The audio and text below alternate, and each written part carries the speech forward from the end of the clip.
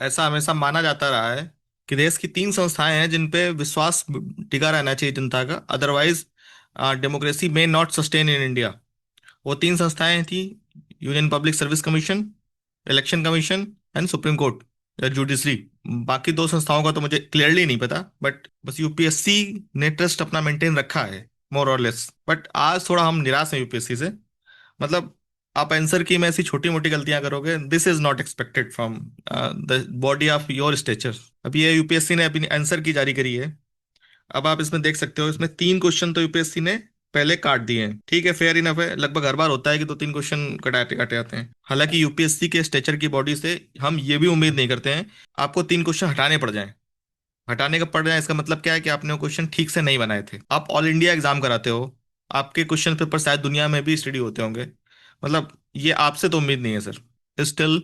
उसके अलावा ये क्वेश्चन है, और इस क्वेश्चन में यूपीएससी ने क्लियरली गलत आंसर दिया है। क्वेश्चन क्या कहता है कि यूनियन बजट जो है वो फिनेंस मिनिस्टर किसके बिहाफ पे पेश करता है। अब आर्टिकल 112 जो बजट का हमारा प्रोविजन है, वो क्लियरली सेज कि this is tabled on the behalf of the president of India. So ये सेंटेंस तो गलत होना चाहिए हर कीमत पे। इसमें प्राइम मिनिस्टर जो वर्ड लिखा हुआ है ये गलत है। देखो, यूपीएससी की जिसने थोड़ी भी तैयारी करी है ना, पहला पढ़ाई क्या करता है, पॉलिटी। हम पढ़ते क्या है, constitution of India. Constitution of India पे ये अगर आपने थोड़ी भी तैयारी करी है, 2-5 महीने में पढ़े हैं ना यूपीएससी में, तो मतलब आई एम डेड श्योर कि आपको ये फैक्ट तो मिला ही होगा। यानी कि बजट जिसको कहते हैं एनुअल फाइनेंशियल स्टेटमेंट, वो on the behalf of president of India table कौन करता है, फिनेंस मिनिस्टर ऑफ इंडिया। ठीक है। अब यूपीएससी ने पता नहीं किस स्टेज से क्या दिमाग लगाया है, बट इसको सही माना हुआ है यूपीएससी के हिसाब से, ये सही है। आर्टिकल 112 आप पढ़ोगे तो ये क्लियरली मेंशन करता है कि it is president in respect of every financial year to be laid before both houses of the parliament. ठीक है, कॉन्स्टिट्यूशन में लिखा है ये, मतलब इसमें कोई इफ एंड बट है ही नहीं। अभी तक ऐसा होता था बहुत बार कि यूपीएससी की जो की से हम लोगों को डाउट होता था कि नहीं हमारे हिसाब से ये सही है, कोई बोलता था नहीं हमारे हिसाब से ये सही है। But they use to be opinions, they use to be counter facts, always ready. But this time मतलब fundamental law of the land which is constitution of India, constitution of India में लिखा है ये बात। और इतने छोटे लेवल की मिस्टेक, मतलब we can not expect from body of such stature, this hurts. पहले तो आपने तीन क्वेश्चन गलत कर दिए, क्वेश्चन पेपर बनाने में आपसे गलती हुई, पहले तो यही अनएक्सेप्टेबल है आपकी लेवल की बॉडी से। उसके बाद आप एक गलत आंसर दे रहे हो जो ब्लैटेंट गलत है। इससे आपकी क्रेडिबिलिटी पे थोड़ा तो इम्पैक्ट पड़ता ही है सर। ऐसी चीजें नहीं होनी चाहिए। आई रियली होप कि ऐसी चीजें नहीं होंगी। यूपीएससी की क्रेडिबिलिटी सालों साल मेंटेन रही है, और मुझे पूरा भरोसा है कि वो अभी आगे मेंटेन रहेगी।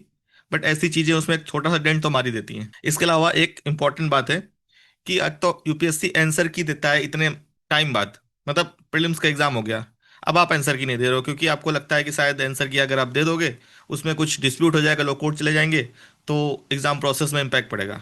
अब दोस्त ये बहुत अच्छा मुझे नहीं लगता कि रीजन है। आपको ऐसा नहीं करना चाहिए। आपको इंश्योर करना चाहिए कि आप ऐसे क्वेश्चन पूछो जिनके आंसर आपको क्लियरली पता हो, जिनको आप लेके, जिनके आपके पास फैक्ट्स हो, जिनको आप लेके इन केस कोई कोर्ट जाता है तो आप उस बेस पे फाइट कर पाओ। अब अगर आप स्टूडेंट को अंधेरे में रख के आप सिर्फ एग्जाम प्रोसेस बचा रहे हो तो ये बात ठीक नहीं है। देखो, पहले तो तीन क्वेश्चन आपने गलत मार्क किए। अब कोई बच्चा है जिसने पढ़ने में उनको पढ़ने में कितना समय खराब किया होगा, उसमें हो सकता है उसने सही मारा हो गलत मारा हो, उन तीन को आपने ड्रॉप कर दिया।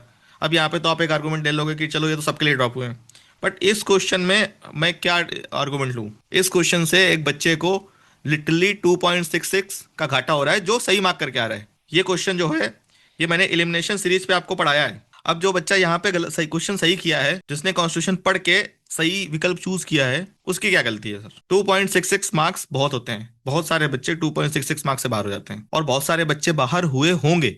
मे बी बहुत लोगों का रिजल्ट आएगा तो उनको पता चलेगा शायद यही वो 2.66 मार्क्स हैं जिनसे उनका प्रीलिम्स रुक गया। अब सर उनको हम क्या जवाब देंगे, उनको या आपके स्तर की एक कॉन्स्टिट्यूशनल बॉडी क्या जवाब देगी उनको। अब एग्जाम प्रोसेस तो कंप्लीट हो चुका है, जो कि होना भी चाहिए टाइम पे, that is commendable on the part of UPSC, but it should not be at the cost of transparency और सच थिंग्स। सो ये एक क्विक वीडियो है जो हमें लगा कि आपको बताना चाहिए, इन्फॉर्म करना चाहिए। इस पे हम डिटेल में और आगे बात करेंगे आगे समय पे, बट अभी आप इन चीजों में बहुत समय व्यर्थ ना करिए। अभी आपका एग्जाम बहुत नजदीक है, अब 2-3 दिन बचे हैं, तो अभी आपका पूरा फोकस होना चाहिए अगले साल की तैयारी कैसे करनी है, अगले साल कैसे कटाप से कम 5 से 10, 10 से 12 नंबर कैसे ऊपर लाने हैं। क्योंकि इस तरह की घटना कभी हुई और आप भी उसके चपेटे में आ गए तो दोस्त, मतलब हु नोस। तो इट इज ऑलवेज बेटर कि हमारे 10 से 15 नंबर ऊपर हो, ताकि शांति रहे जीवन में, और वो भी टेंशन ना रहे कि जब अब जैसे ही आप पेपर दे के आओगे बहुत सारी कोचिंग संस्थानों के आंसर की आ जाएगी, आप मिलाओगे, फिर आप कंफ्यूजन में रहोगे, 3 4 दिन 5 दिन आप पूछते रहोगे सबसे।